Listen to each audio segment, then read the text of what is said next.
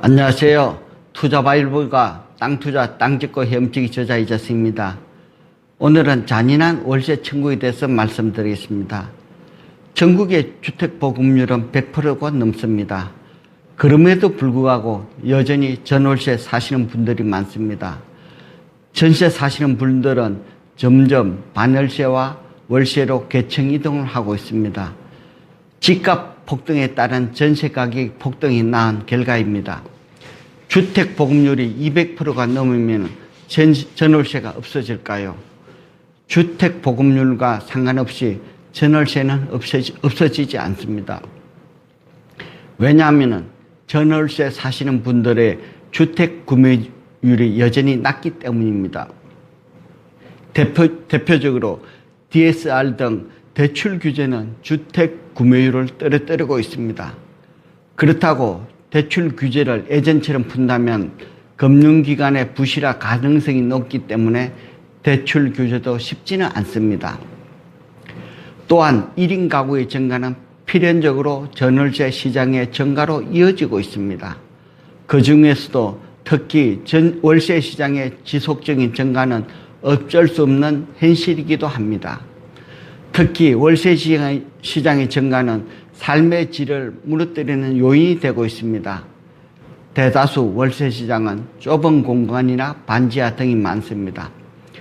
깨끗한 투룸 이상이 되어야 개인의 생활 공간이 어느 정도 나오는데 비용 때문에 좁은 원룸과 고시원 등은 사회생활에 많은 제약이 따릅니다. 저도 신혼 때 반지하 생활을 한 적이 있지만 환기와 채광 등의 문제가 항상 있습니다. 홍수 때나 장마 때에는 심수의 생활이 되는 공간이 반지하입니다. 이런 공간의 대부분이 월세 시장이고 서민들입니다. 저는 월세 시장을 잔인한 월세 시장이라고 부릅니다. 문제는 주택 보급률이 높을수록 월세 시장이 줄여야 하는데 그렇지 못한 것이 또한 현실입니다.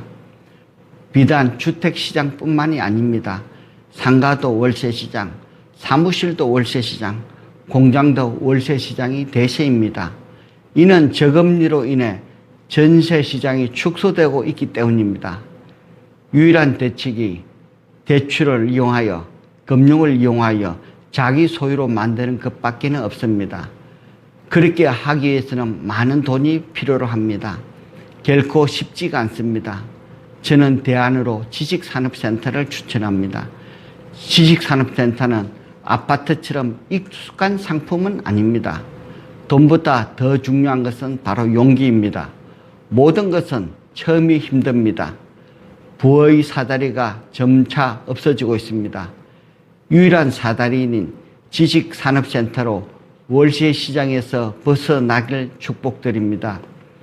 모든 지식산업센터가 부의 사다리는 아닙니다만 기업이 몰려오면서 사람이 늘어나는 곳은 부의 사다리 역할을 충분히 할 것으로 예상합니다. 가장 대표적인 것이 평택입니다. 투자자는 늘 행복해야 합니다.